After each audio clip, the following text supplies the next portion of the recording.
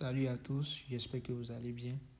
Alors, j'ignore l'heure à laquelle vous verrez cette vidéo, mais certainement, ça sera à quelques heures de la sortie de ma prochaine création vidéo, Introspection. Alors, Introspection sort déjà ce vendredi là, à 19h30. J'ai lancé euh, l'annonce d'introspection le lundi.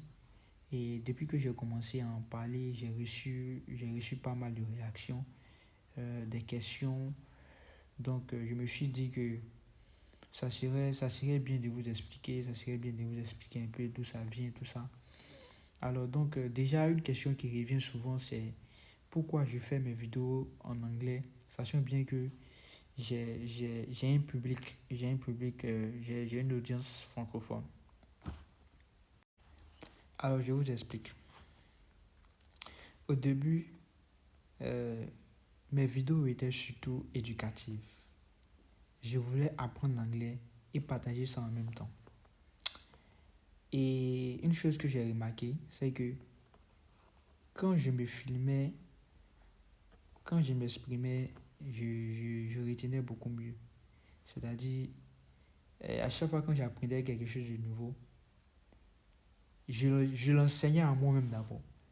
Il ne sait pas si je me fais comprendre. C'est-à-dire, bon, je donne juste un exemple.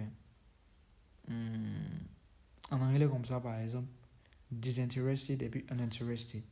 Quand je veux dire à quelqu'un que tu n'es pas intéressé par quelque chose, au lieu de dire disinterested, on dit I'm uninterested. I'm interested. Bon, ça, je viens d'apprendre là maintenant. Non. Je fais une vidéo où j'explique c'est quoi la différence entre ces deux. Et puis moi-même, j'écoute. J'écoute la vidéo. Je lis beaucoup, je m'assois, j'écoute. Je regarde comment je prononce les choses et tout ça, comment je fais les phrases. Ça m'aidait en même temps à pratiquer la langue, ça m'aidait. Déjà, vous pouvez utiliser cette technique-là pour vous-même. Donc, c'était une façon à moi de faire mon shadowing.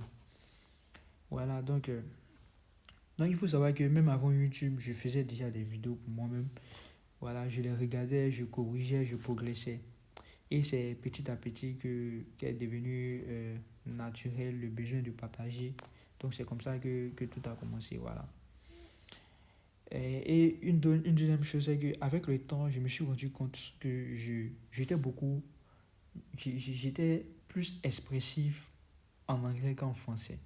Parce que j'ai remarqué qu'en anglais, on peut dire beaucoup avec de simples phrases. Tandis qu'en français, il faut tout détailler, il faut rentrer dans les détails.